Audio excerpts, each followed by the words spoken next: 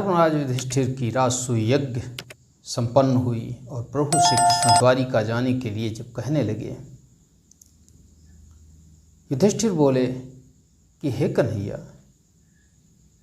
अभी कुछ दिन और रुको, मैं अभी आपका अतिथि सत्कार ही कहाँ कर पाया हूँ।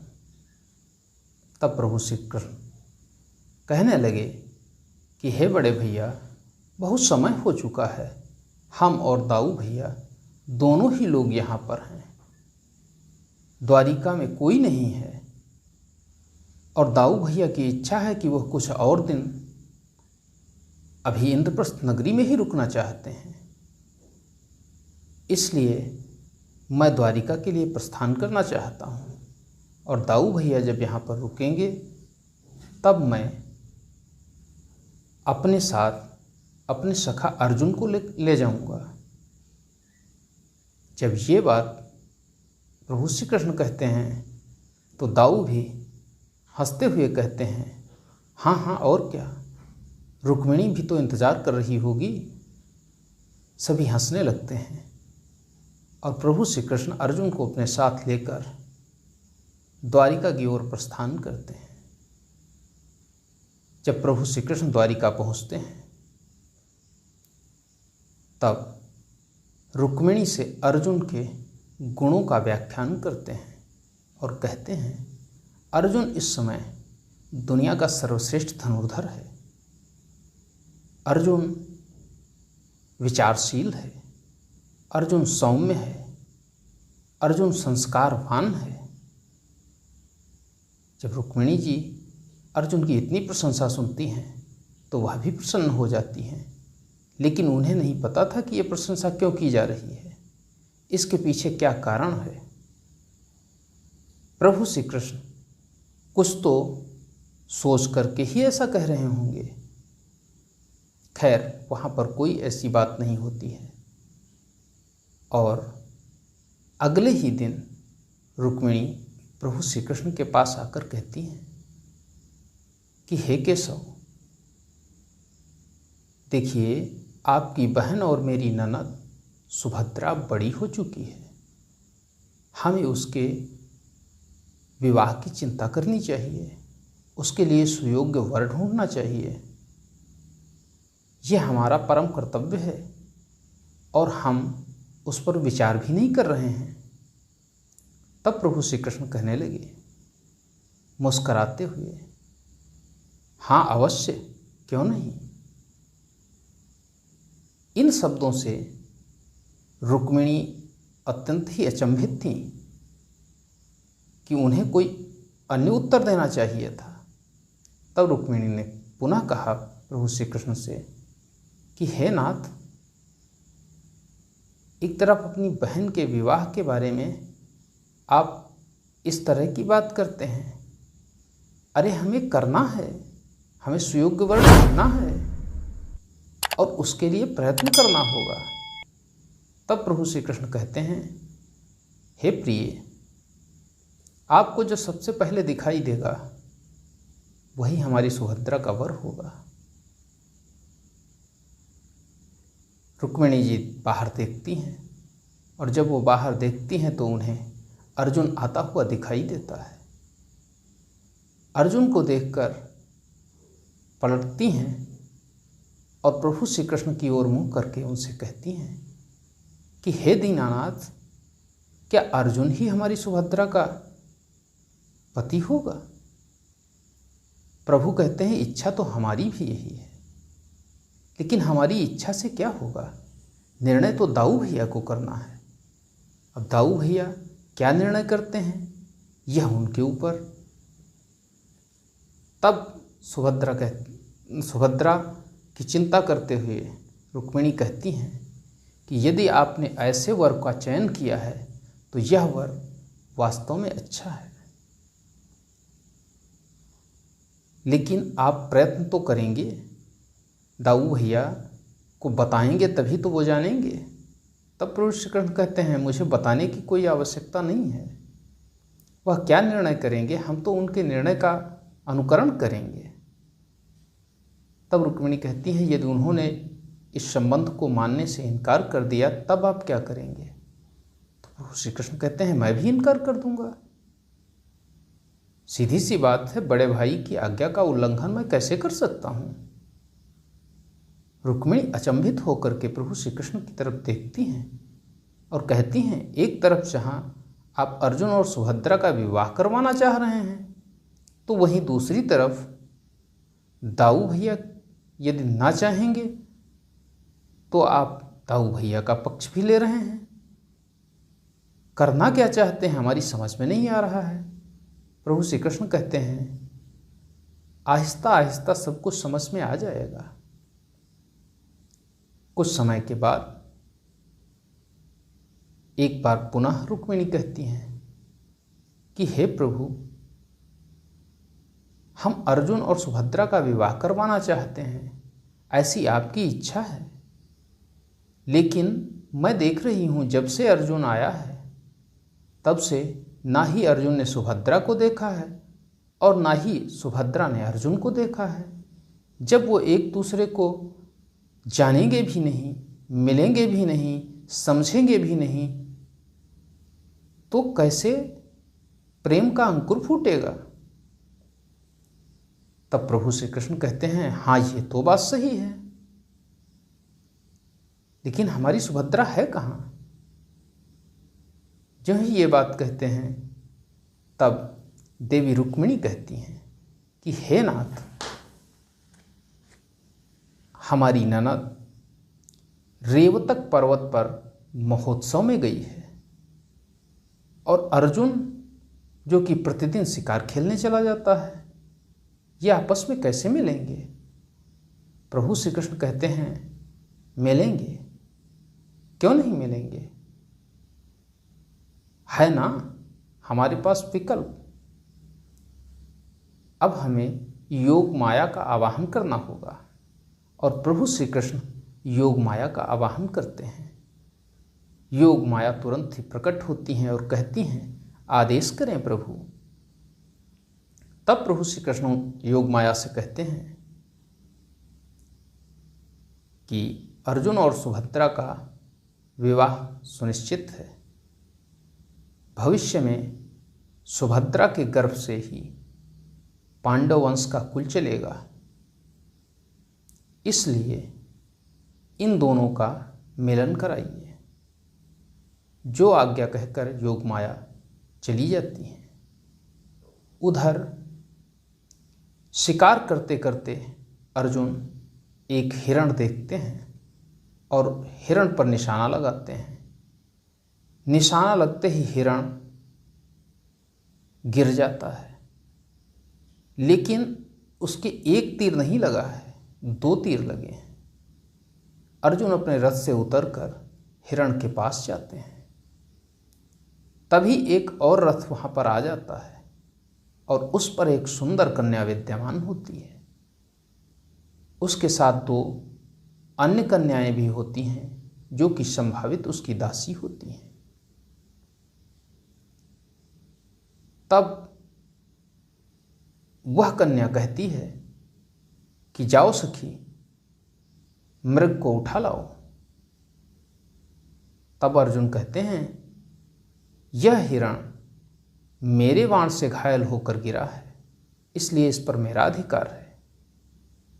दूसरी तरफ उस सुंदर कन्या के द्वारा भी उस पर अपना अधिकार जताया जाता है।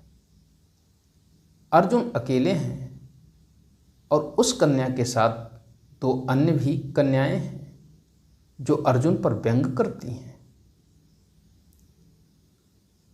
और कहती हैं कि ऐ पुरुष, लगता है तुम द्वारिका के नहीं हो, वरना राजकुमारी से इस तरह की बात नहीं करते। राजकुमारी नाम सुनकर अर्जुन थोड़ा विचार में पड़ जाते हैं, क्योंकि अर्जुन पहली नज़र में ही सुभद्रा को पसंद करने लगे थे। अर्जुन को ये नहीं पता था कि यह सुंदर कन्या कौन है, लेकिन वह सुंदर कन्या अर्जुन के मन मस्तिष्क में अपना निवास स्थान बना चुकी थी।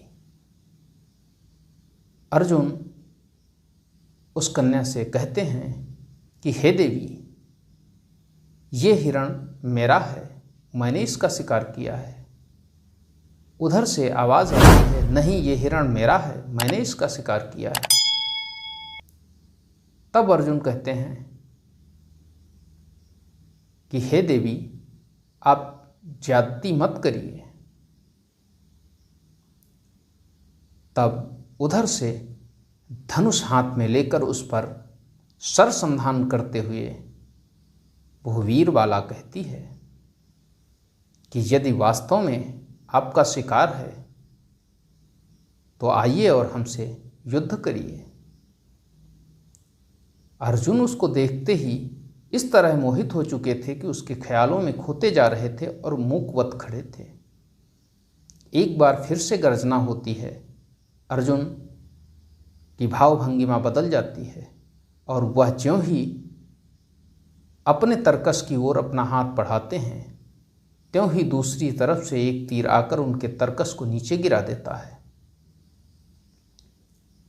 ऐसी स्थिति में अर्जुन पहले ही किसी कन्या पर, किसी स्त्री पर वार नहीं कर सकते थे, उसको दंड नहीं दे सकते थे, लेकिन फिर भी अर्जुन आज चाहते थे कि यदि दंड के लिए हम कोई कार्य करेंगे, वाद विवाद करेंगे, तो हमारी बात कुछ आगे बढ़ेगी। लेकिन इधर ज्यों ही तरकस नीचे गिरा, वो दो अन्य कन्याएं खिलखिलाकर हंसने लगीं और उन्होंने कहा कि ए युवक, तुम्हारी क्या बात, दुनिया के सर्वश्रेष्ठ धनुर्धर पार्थ वह भी राजकुमारी का सामना नहीं कर सकते हैं। ज्यों ही पार्थ का शब्द आता है अर्जुन के सामने तो कहते हैं, कौन पार्थ? तो वो दोनों कन्याएं कहती हैं, क्या तुम पार्थ को नहीं जानते हो? वो दुनिया के सर्वश्रेष्ठ धनुर्धर हैं, उनके जैसा कोई नहीं, लेकिन वह भी हमारी राजकुमारी के सामने टिक नहीं सकते। अर्जुन मन ही मन मुस्कुराते हैं और उनकी निगाहें लगातार सुभद्रा के चेहरे को देख रही हैं। अर्जुन अंत में कहते हैं कि हे देवी, ये हिरण आपका हुआ, आप इस मृग को ले जाइए, मैं हार गया। ज्यों ही ये शब्द अर्जुन के मुख से निकलते हैं त्यों ही वह राजकुमारी आदेश देती है कि सखियों, मृग उठाकर ले आओ। सखियां मृग को उठाकर ले चल देती हैं और चलते हुए कहती हैं कि अपने तीरों को संभालिए। लगता है आप अपने तीरों को संभालना भी नहीं जानते हैं। यह भी एक व्यंग था, क्योंकि उनमें से किसी को नहीं पता था कि जिसकी तारीफों के उनके द्वारा पुल बांधे जा रहे थे वही उनके सामने खड़ा हुआ था। ऐसी स्थिति में अर्जुन उस कन्या पर मोहित हो जाते हैं, लेकिन अभी न उस कन्या की बारे में कोई जानकारी है, ना ही उसके नाम के बारे में कोई जानकारी है। और रथ आगे को बढ़ता है, तभी उस राजकुमारी रूपी कन्या की चुनरी उड़ जाती है। अर्जुन सतर्क थे, उन्होंने तुरंत ही एक तीर मारा और वह चुनरी पुनः उस कन्या के पास पहुंची। दोनों ने एक दूसरे को देखा और वह कन्या अपने रथ के साथ आगे बढ़ गई। इधर अर्जुन उसको सोचते सोचते द्वारिका वापस आ गए और उन्होंने यह वृत्तांत श्री कृष्ण को बताया। श्री कृष्ण से जब रुक्मिणी ने यह वृत्तांत सुना तो उन्होंने कहा कि हे देवर जी, लगता है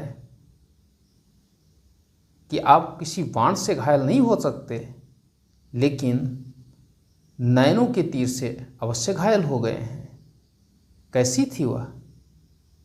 अर्जुन कहते हैं, अत्यंत सुंदर। लगता है आपको पसंद आ गई है।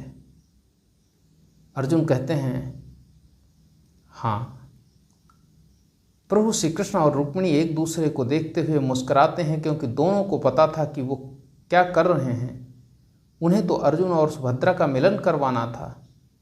वहीं दूसरी ओर सुभद्रा जब रेवतक पर्वत के महोत्सव की तरफ जा रही है, तभी वहाँ पर एक पागल हाथी आ जाता है, जो कि वहाँ पर उपस्थित लोगों को रौंदने लगता है, पैरों तले दबाकर मारने लगता है और वह राजकुमारी के रथ पर भी हमला कर देता है।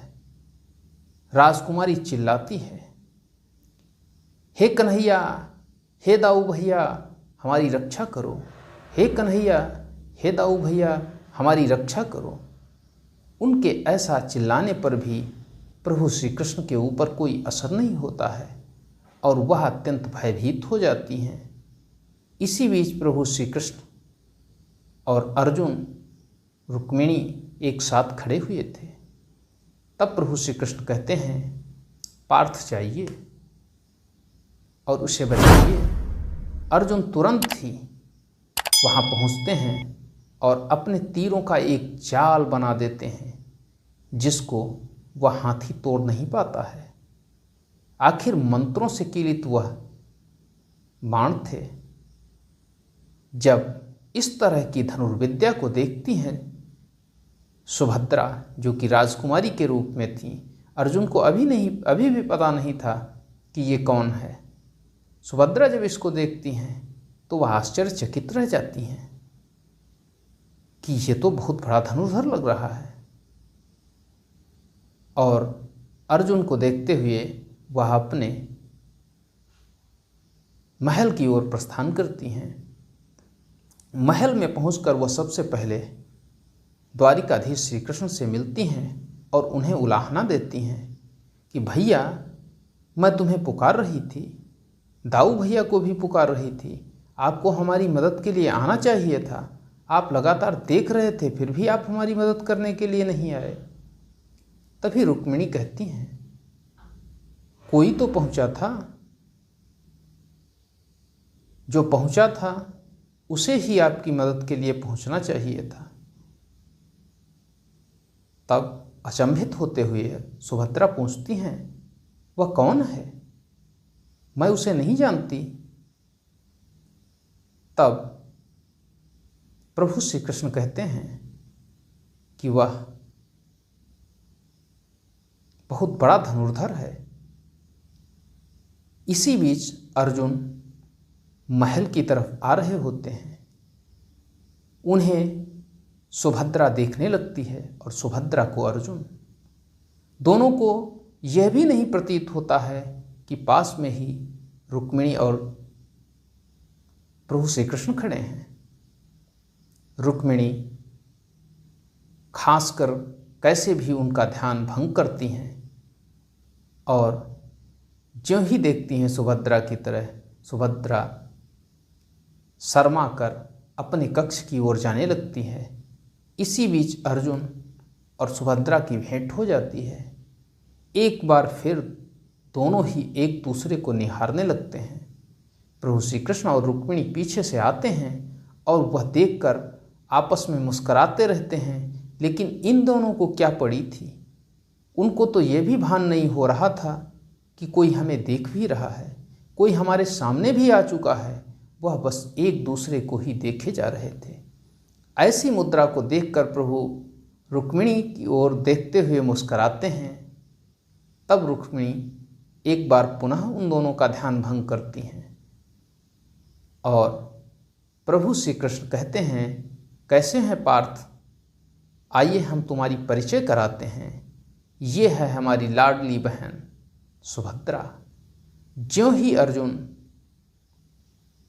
सुभद्रा का नाम सुनते हैं, कृष्ण की बहन को देखते हैं उस राजकुमारी के रूप में, अर्जुन तो अचंभित हो जाते हैं। अर्जुन की स्थिति ऐसी होती है कि भयगत सांप छछूंदर केरी। अब वो ना ही कुछ कह पा रहे हैं। एक तरफ प्रेम भी हो गया है, दूसरी तरफ प्रभु क्या सोचेंगे। एक मित्र के साथ क्या हम ऐसा बर्ताव कर सकते हैं? इस बारे में सोच सोचकर अर्जुन अत्यंत परेशान हो रहे थे। तभी प्रभु श्री कृष्ण सुभद्रा से कहते हैं कि हे बहन, ये हैं पार्थ, दुनिया के सर्वश्रेष्ठ धनुर्धर, द्रोण शिष्य, कुंती पुत्र अर्जुन। ज्यों ही सुभद्रा इस बात को सुनती हैं, अर्जुन तो वह अचंभित होती हुई अर्जुन की तरफ देखती हैं और वहां से चली जाती हैं। मित्रों, प्रभु और रुक्मिणी दोनों लोगों को ये एहसास होने लगा था कि जरूर अब ये प्रेम का अंकुर फूट चुका है और जो भविष्य में होना है उसकी पटकथा लिखने वाली है। धीरे धीरे अर्जुन और सुभद्रा एक दूसरे के करीब आते जाते हैं और इतना करीब आ जाते हैं कि एक दूसरे से अगाध प्रेम करने लगते हैं। इसी बीच दाऊ, जो कि हस्तिनापुर होते हैं और दुर्योधन को गदा युद्ध में पारंगत कर रहे होते हैं, क्योंकि दुर्योधन ने दाऊ को अपना गुरु मान लिया था और उसकी लगन से प्रभावित होकर दाऊ शकुनी के द्वारा फेंके गए पासे में फंस जाते हैं और दुर्योधन से अपनी बहन सुभद्रा का विवाह करने का वचन दे देते हैं। और वचन देकर दाऊ जब द्वारिका आते हैं तो आते ही प्रभु श्री कृष्ण से मिलते हैं, गले लग जाते हैं, एक दूसरे का हालचाल पूछते हैं और कहते हैं कि मैं तुम्हें एक ऐसी खबर दूंगा कि तुम अत्यंत ही प्रसन्न हो जाओगे। प्रभु श्री कृष्ण तो अंतर्मन को जानने वाले हैं, दुनिया में क्या घटित होता है त्रिकाल, अरे उनसे कुछ बचा ही क्या है। फिर भी वह अपनी भावभंगिमाओं को उसी तरह ले जाते हुए दाऊ की तरफ देखते हुए कहते हैं, तो बताइए ना दाऊ, क्या ऐसा है जिससे मैं अचंभित हो जाऊंगा। तब दाऊ कहते हैं, मैंने अपनी बहन सुभद्रा का विवाह तय कर दिया है। ज्यों ही ये सब प्रभु श्री कृष्ण के सामने आते हैं, वह अचंभित होकर दाऊ को देखने लगते हैं। ऐसा अभिनय कर रहे होते हैं जैसा लगता है उनको कुछ पता ही नहीं है और ये क्या हो रहा है। तब दाऊ कहते हैं कि मैंने रिश्ता पक्का कर दिया है, उसके लिए हाँ कर दी है, और जब ये सुनेंगे कि कहाँ रिश्ता पक्का किया है तो हमारी बहन तो झूम उठेगी, वो तो सम्राट की राजकुमार महारानी बनेगी। प्रभु श्री कृष्ण हाँ में सर हिलाते हैं लेकिन कुछ बोलते नहीं हैं। फिर दाऊ सुभद्रा से मिलते हैं और उसे भी इस बात से अवगत करा देते हैं। वहीं पर अर्जुन भी होता है। ज्यों ही यह शब्द दाऊ के मुंह से निकलते हैं, सुभद्रा अत्यंत ही परेशान होने लगती है, लेकिन दाऊ के सामने कुछ भी कहने की शक्ति नहीं है सुभद्रा में। अतः सुभद्रा वहाँ से तुरंत ही चली जाती है। जब सुभद्रा वहाँ से चली जाती है तो दाऊ श्री कृष्ण से कहते हैं कि देखिए, मेरी बहन को ये रिश्ता पसंद आ गया है, वो शर्मा रही है। प्रभु श्री कृष्ण हाँ में सर हिला देते हैं, जबकि प्रभु श्री कृष्ण को बताना चाहिए था, लेकिन वो नहीं बताते हैं। वो बड़े भाई के सम्मान में कुछ भी नहीं कहते हैं। उनको तो पता ही था कि होगा वही जो हम चाहेंगे। हुई है वही जो राम रचि राखा, को करि तर्क पढ़ावै शाखा। किसी के कुछ भी करने से क्या कुछ घटित होगा? नियति ने जो लिखा है वही होगा। अर्जुन भी अत्यंत मायूस हो जाते हैं और अर्जुन से कहा जाता है दाऊ की तरफ से कि हे अर्जुन, तुम कुरुवंश और पांडव दोनों ही पक्षों को हमारी बहन के और दुर्योधन के विवाह की सूचना से अवगत कराओ। अर्जुन हाँ में सिर हिलाते हैं। सुभद्रा के लिए असहनीय पीड़ा का समय था। सुभद्रा कुछ समय बाद अर्जुन के कक्ष में प्रवेश करती हैं, जहाँ पर अर्जुन पहले से ही अत्यंत चिंतित अवस्था में बैठे हुए हैं। सुभद्रा के आते ही अर्जुन एकदम से चकित हो जाते हैं और कहते हैं कि देखिए, अब हमारे तुम्हारे बीच कुछ भी नहीं रहा और कल प्रातः ही मैं प्रस्थान कर रहा हूँ। सुभद्रा कहती हैं, ऐसा कैसे हो सकता है? कुछ क्षण पहले ही तो आपको हमसे अगाध प्रेम था, हम साथ साथ जीवन गुजारने वाले थे, और आज आप ऐसा कैसे कह सकते हैं, कैसे सोच सकते हैं कि आप के बारे में मैं न सोचूं, आपको मुझसे प्रेम नहीं है, आप ऐसा कैसे कह सकते हैं। तब अर्जुन कहते हैं कि वह समय और था, यह समय और है।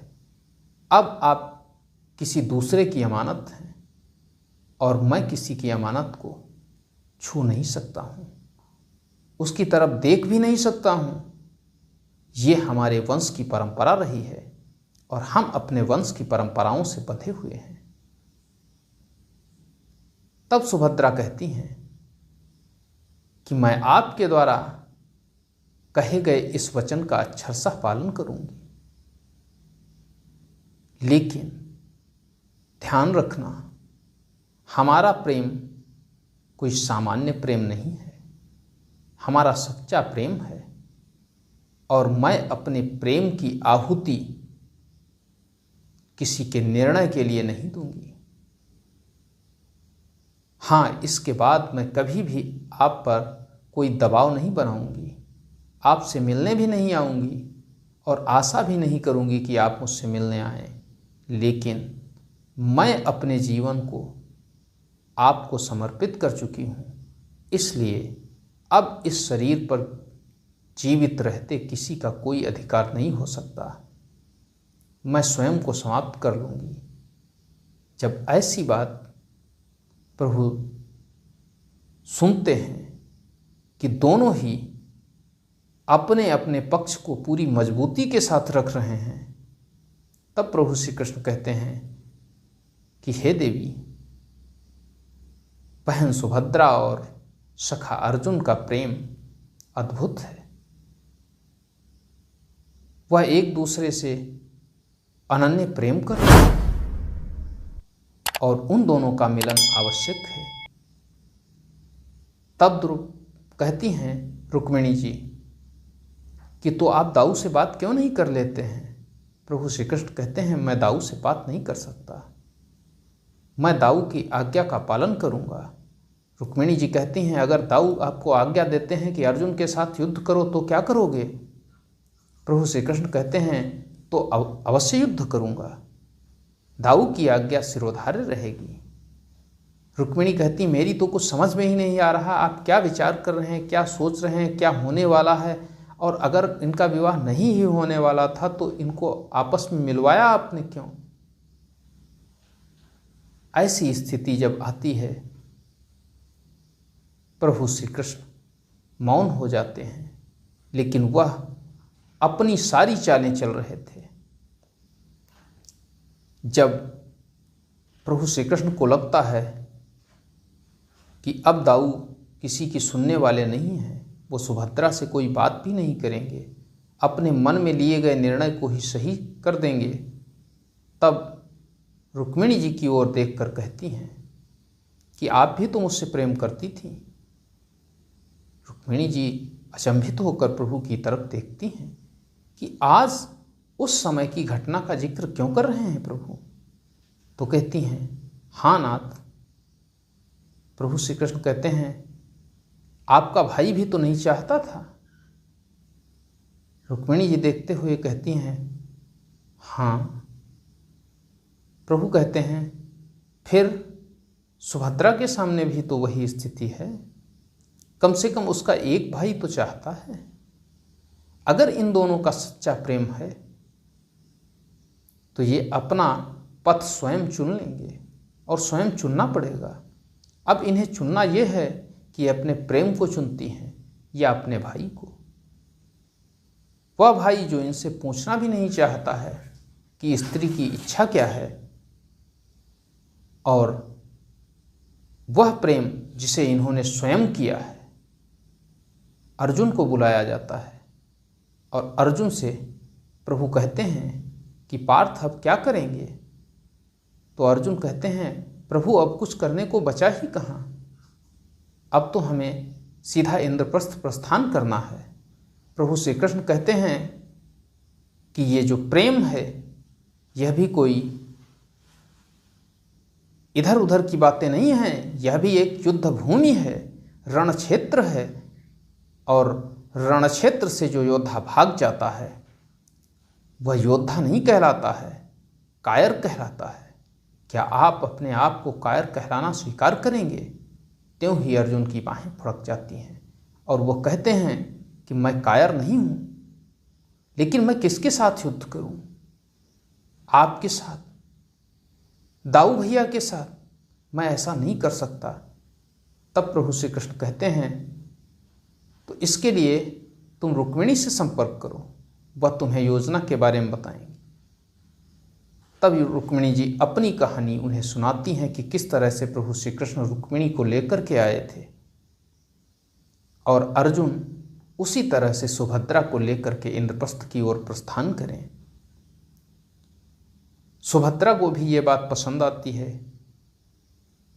और सुभद्रा अगले ही दिन पूजन करने के लिए जब माता जी के मंदिर की तरफ जाती हैं, तभी अर्जुन वहाँ पहुँचता है और सुभद्रा को अपने साथ रथ पर बिठा लेता है। लेकिन उनके वहाँ पहुँचने से पहले प्रभु श्री कृष्ण ने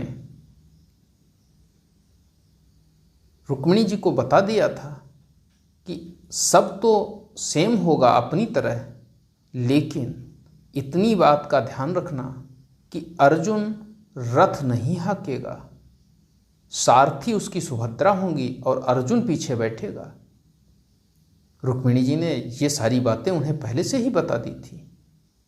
तो ज्यों ही अर्जुन ने रथ से सुभद्रा का हाथ पकड़ा, सुभद्रा ने अर्जुन से तुरंत ही कहा कि आप पीछे बैठिए, रथ मैं हाँकूंगी, भैया की यही इच्छा है।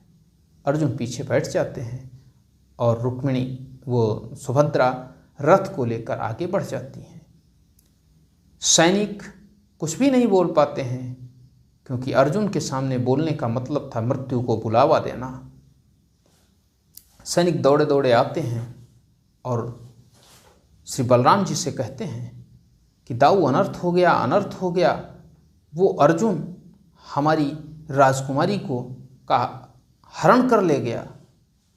दाऊ जो ही ये बात सुनते हैं कि हमारी बहन का हरण अर्जुन ने कर लिया, वह आग बबूला हो जाते हैं और तुरंत ही यादवों की सेना को सजाने के लिए कह देते हैं कि तुरंत सेना तैयार की जाए, हम इंद्रप्रस्थ को समाप्त कर देंगे, हम किसी को जीवित नहीं छोड़ेंगे और उसका ऐसा दंड देंगे कि पांडव ही नहीं आने वाली पीढ़ियां भी याद रखेंगी।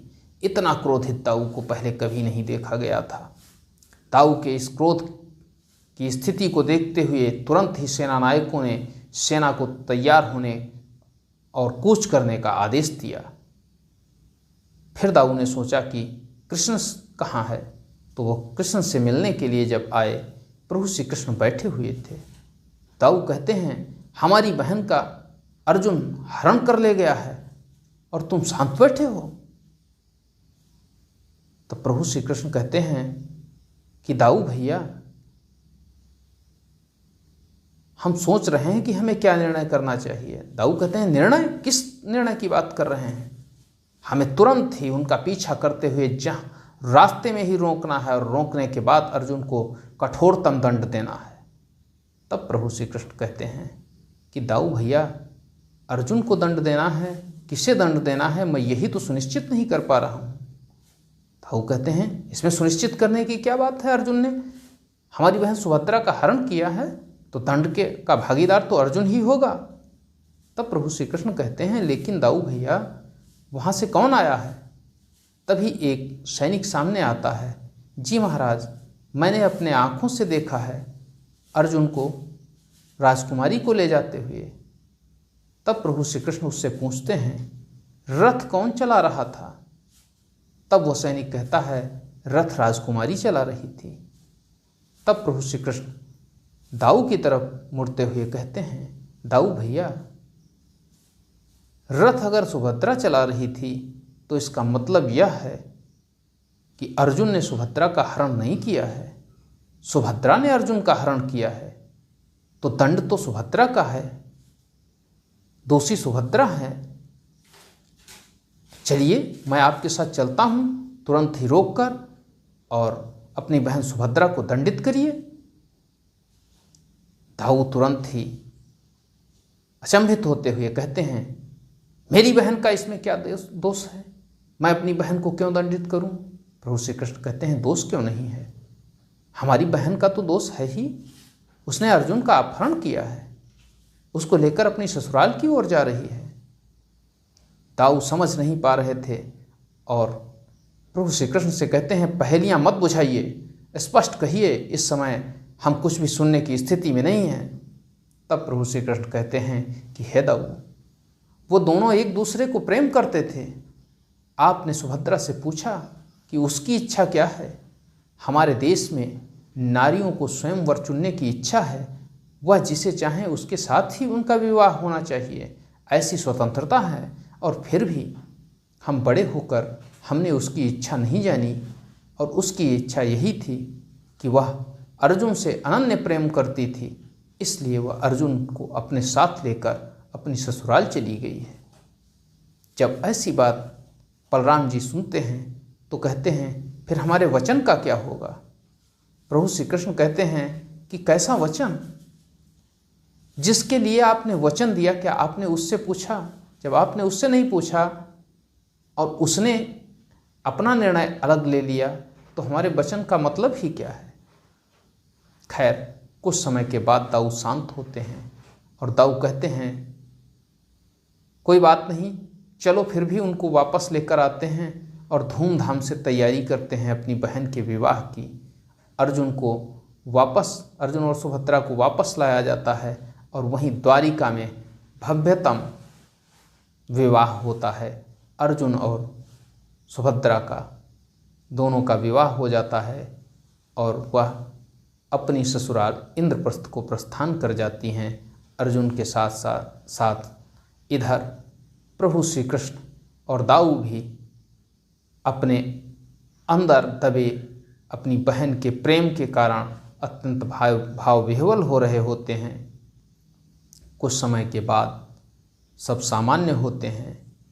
मित्रों, यह थी अर्जुन और सुभद्रा के विवाह की कथा। उस युग में भी, आज तो कलयुग चल रहा है, द्वापर में भी प्रभु श्री कृष्ण ने स्थिति को किस तरह से हैंडल करना है उन्होंने बताया। अपनी स्वयं की बहन को उन्होंने उस व्यक्ति के साथ जाने दिया जिससे वह प्रेम करती थी।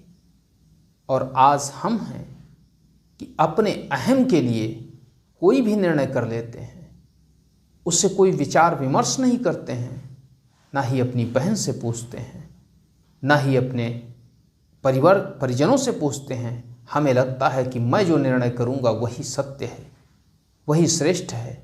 और आज के दौर में हमारे बीच एक तलाक नामक शब्द अत्यंत प्रचलित हो रहा है, जबकि वो हमारी सभ्यता का नहीं है, हमारी संस्कृति का नहीं है, फिर भी वह हमको झकझोर रहा है और हमारे देश के अधिकतम परिवारों में वह अपनी दस्तक दे चुका है। हमें सोचना है, हमें विचार करना है, हमें चिंतन करना है और हमें प्रभु श्री कृष्ण के द्वारा द्वापर में लिए गए निर्णयों का गहरा चिंतन करना है। जब हम उनका चिंतन करेंगे तो हमें राह अवश्य मिलेगी और हर तरह की राह मिलेगी। मित्रों, आज के लिए हम इस कहानी को विराम देते हैं। वीडियो यदि पसंद आया हो तो इसे लाइक करिए, चैनल को सब्सक्राइब करिए और साथ ही साथ शेयर भी करिए। मिलते हैं अगले दिन एक नई कहानी के साथ। आज के लिए बस इतना ही। जय हिंद, जय भारत। नमस्कार मित्रों।